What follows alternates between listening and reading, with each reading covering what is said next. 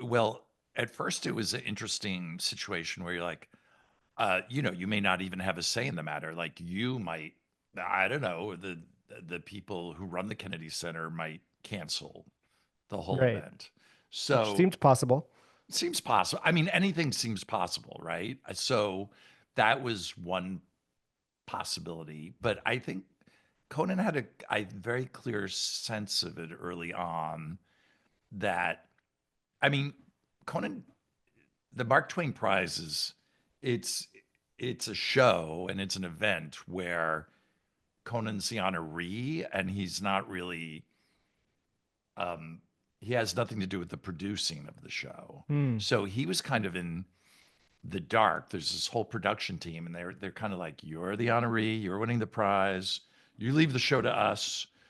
You leave who's going to honor you and all that stuff to us. And um so really you're kind of not in control of what's happening there at all. None of us were. And but we'd start to hear some of the names of people who were coming who had said yes. And I think Conan had a thought early on, which is, well, you have these really funny people who are all coming to Washington and who will, I'm sure, all have something to say about the current state of affairs at the Kennedy Center. Wouldn't it be better to have those great comedic voices on stage there to possibly address it in some way, as opposed to if you canceled it, it's just a vacuum. It's there's nothing, and Yeah. so that just seemed like the more in a way, the more productive way, more of a productive comment on the current state of the Kennedy Center than just canceling it. Yeah. If that makes Yeah, sense. totally. And I think that was the big question going into it was like, how much are people going to talk about it? How big of a thing is that going to be at the event? Right. Which is interesting because Conan himself is not known as a political comedian. I mean, some of Right. the people who spoke at it maybe are more so than him, thinking about someone like Sarah Silverman but it did make me wonder going into it, were there restrictions on what people could say? Were people worried about speaking out against Trump in that stage? I mean, Conan's very laissez-faire. I think he just said to everyone, I there really was no direct communication with anyone because, again, the whole show is set up as you're showing up to accept your prize and you'll give a speech, and where the producers are like, we're taking care of the rest of the show. And but I think Conan just let everyone know it's to feel free to say whatever you want that night. Yeah. And so certainly no restrictions that we're aware of from anyone, because I think the producers had the exact same attitude. So there were no restrictions on anyone, and everyone could speak their mind. Yeah, I'm not even sure Trump's name was said from the stage necessarily. There were a lot of jokes that Right. commented on him pretty directly without Yeah. saying And, his name, which I thought was clever. The way people handled it. yeah, and that I again, to my knowledge, none of that was discussed. A lot of Right. times people assume oh well, this was all hashed out. To my knowledge, nothing was hashed out in advance. Um, I mean, once we got there that weekend, I got pulled into one or two. Like I went to a rehearsal of some stuff because Triumph Insult Comic Dog, Robert Smigel Hmm. was the master of ceremonies, and he was helping out. So I went over there with another Conan writer, Matt O'Brien, just to hang out for a bit on Saturday. And yeah, everyone just prepared their own speech, and I didn't hear any of them until the show, which was a real delight. Did you work with Conan on his speech at all, or what he was going to be doing at the Um, show? no, he was. You know what? He over the years, when he has a big something that's means a lot to him, he locks in it with real laser focus, and he wrote everything himself for his speech. It was kind of a three parts, um, uh, and he wrote it all himself, really, and ran it by me and Matt O'Brien and Jeff Ross, and it was all great. What did you think of it when you heard him, run it, deliver it to you? I don't know whether you read it or he Yeah, delivered it to you, yeah, but both. I thought it was great. It was great. So, and the nice thing about the night was it was I think a genuine. I mean, it was a genuine outpouring of love for Conan from everyone who was there, and a lot of people had to rearrange their schedule, et cetera, to be there, um, and so I the primary focus was Conan and talking about Conan. And I think, you know, the other part was, yes, addressing the Kennedy Center situation, but that wasn't the focus of the night, which yeah, I was think really nice. his speech really, you know, split the divide between those two things as well, because he talked Right. about the importance of comedy, but he also Right. talked about it in the context of, not sure he used the word fascism, but that was sort of implied, or talking about, Right. No, the he way didn't Mark use Twain talked about it, yeah, he as talked well. about it via Mark Twain and Twain obviously, is still America, and there were a lot of the same issues Twain would address. So that are, current today. So I think quoting Twain was just a smart way to go about it. And yeah, so that was Conan's approach. And again, yeah, I to me that's much better than just canceling and going, oh, I'm not going to go Hmm. down there at Hmm. all. It's like, Yeah, why to mute deliver a yourself? message. Yeah. Yeah, yeah, One line that and really, win a prize at yeah, the same and time. yeah, and you get a Let's not prize. forget about the bust. He gets a bust of Mark Twain, but he was delighted by. He was just really stunned by everyone who showed up. Like Yeah, yeah. including David Letterman, who I, when's this coming out? I don't know if Well, I mean, you. it'll come out before the show airs, but there's been so much Right. out Oh about yeah, yeah, yeah, yeah, that yeah. I think everybody knows who was there and how, It's a great all lineup. that. It's a Yeah. great lineup. Yeah. Um, yeah, one line from Conan's speech that really stood out to me as well in context of the travel show is he Yeah. said Twain's remedy for ignorance about the world around us was to Right. travel, which Right. I think, I don't know if that was him directly, thinking about his experiences traveling around the world for Right. this show, but it definitely rang true for that. Now the second season of the show is about to come out. What do you I think just thought it makes, was a yeah. cheap, tawdry plug Oh yeah, it for was, yeah. season two. I think you've zeroed right in on it. Sorry, I interrupted you. Go ahead. No, no. I was gonna say my more serious question was, what do you think makes Conan a good, American ambassador to the world right now? Because that's sort of the the role that he's playing, in a comedic way, but also Right. in a real way on this show. Right. He's well, he's genuinely curious and excited about everywhere because this is we've done 20 countries now because the TBS show we started in 2015. We went to Cuba Right. Yeah. and then said, "Oh, this is fun. Let's keep doing these." So we did 13 shows at TBS, and now we've done another 7. So, and yeah, I think Conan's just been excited about every place we visited, and uh, I think he's really. I think what delights him the most is making people laugh who don't know who he is and don't even know English a lot of the times. That I That's the think challenge.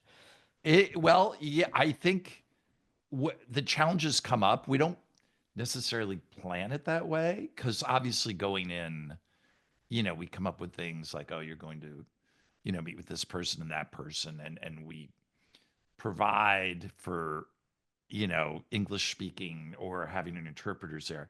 But then a lot of things happen. Like in Haiti, he was in a schoolroom with all these kids, and it turned out no one in that room spoke English, and he just bonded with these kids, um, like in a physical way that they just picked up on immediately. And it's just a really memorable moment. So I think stuff like that really makes them happy. And I think that is being a good ambassador when you're going in and making people laugh is such a great icebreaker, and doing it kind of on their turf and not on your own terms. Is there a story behind getting Werner Herzog to record the brilliant intro to the show? uh, well, he's not credited, so he we were going to credit him, and after we recorded, he goes, "Don't credit me." He goes, if people ask me, I'll say maybe it was AI. I don't know. I don't know Yeah, how they. He maybe it just was was. maybe it was Paul F. Tompkins. Maybe it was PFT. He uh Paul does a great Werner I Herzog. know he's so good. He's so funny. Uh well, we did a show years ago where we were going to Berlin, and Werner Herzog was a guest on the show, and Jose Arroyo and Jesse Gaskell, the two other writers on the travel shows, and this season as well. We had this idea that to have him narrate the Berlin show, and we went in to ask him in his dressing room before the show, and he's like, people come to me with all these arabesques. They ask me to do all these arabesques, and I don't have time." And we were so excited to hear him say arabesques. We didn't care that he shot us down. And so now zoom forward to last season, and we're trying to think of an opening that set the table for this show, because it's him meeting fans of the podcast, and I know Conan was just like, oh, Werner Herzog would be amazing. Uh, and so we wrote a script. I wrote a script, and Conan helped with it. And then we sent it to Werner, and with fingers crossed, and he said yes. And we couldn't believe it. That's amazing. Yeah, I love the idea that sort of podcast tie-in of the show as well, that you're visiting these people who called into the Ah, podcast. Where did that come from? Was that sort of always the idea when you started having people no, call into the podcast, or how no. did you get there? Well, we had done this travel show on TBS where it was kind of similar, where fans would write in of the television show and say, I'm studying for my SATs in Korea. Can you come help me? And it's like, so, flimsy pretext to go visit a country. Um, so we had to come up with this new show for Max, travel show. And we were just trying to think of how to make it a little different. And he was already talking to fans. That was a podcast he was already doing, and some of them were international fans. And it was kind of like, well, why don't we harness this this show you're already doing, the podcast, which is really popular, and use that to kind of, um, you know, lift off the new travel show. And Yeah, it works so well, and I love the moments where you're surprising people or getting these sort of genuine right, reactions out of people who right, don't expect to see yes, the enormous Conan O'Brien show up at their door. it's hard to do, Yeah. especially now that the show's out. But you know, sometimes, especially if we're in like New Zealand, Hmm. and we're there for 6 days, and there's publicity about him being in New Zealand, and you're trying to surprise somebody on day 6. It's a little hard to do, Yeah, but it seems like there are a lot of challenges in this show, and obviously, you're the director of it, so a lot of it falls on you. What are for you what have been the biggest challenges of it, and sort of to me, it seems like getting Conan in these positions to find comedy that's not necessarily planned, like you were saying, um, does present a lot of challenges. So how has that been, for you? um, well, the run up to the shows is very intense. So we get a local producer, and our field producer Jason Chalemi, um, we find this producer, and then we start pitching ideas of things to see and do, and in addition to what we're going to do with the fans. So it turns into a big logistical situation because sometimes, you have to, obviously, where the fans live dictates where you're going. And then Hmm. it's within those areas, what else is there? Who else is there to see and meet, and what else is there to do? And we pitch a ton of ideas. The perfect world is you have too many ideas going in, which we Hmm. usually do, and then you kind of each night you shoot, you go, okay, tomorrow we're planning to do three things, but today we really got good. You keep track. It's kind of like gathering nuts. You're like squirrel gathering nuts, and you're like, you're trying to get that critical mass where you think you have a show. So you take stock every day and see what you think you still need and what's worth pursuing. Is there a moment, a surprise, something unplanned from this new season that really sticks out in your memory that you found in the moment on the ground that you didn't know was going to happen? Um, yes, there's always things like that, and I mean, there's a lot of times I just Conan improvising in that sense. There's great stuff we get that you don't like. We were going back to Austria, and we had this idea of going to the Freud Museum, which is in Vienna, and it's the apartment he lived in before he had to flee to England in 1939 or 38. So it's kind of dry on. It's like, oh, what are you going to do at the Yeah. front? And but it just one of these ideas that we just like, well, maybe you'll analyze Jordan Schlansky. Like we'll get Jordan Hmm. Schlansky on a mattress, and he'll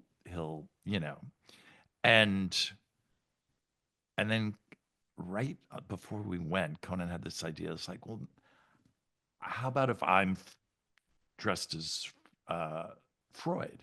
Hmm. And so I shouldn't be giving these things away, but uh, You and have we're to, like, you're not, you have to experience it to really, right, I don't think there's anything you can give away that. no, no. So we're like, sure, great, and so then he just got into playing the character, Yeah, it's and so good.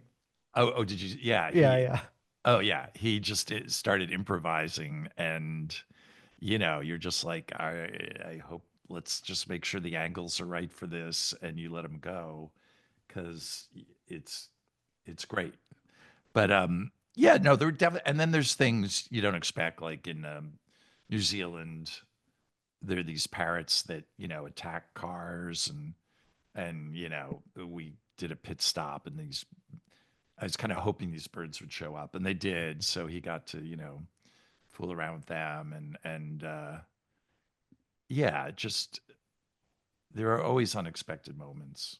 Like in Norway, our car broke down in the snow, and we was just like, roll on this, because he immediately started pretending he was in charge of a giant rescue operation, and we were gonna have to eat each other, and um, Yeah, that's so certainly one you couldn't plan for. no, no, no. But those are always, I think, all our favorite. I love those bits because when things go off the rails, that's always the best.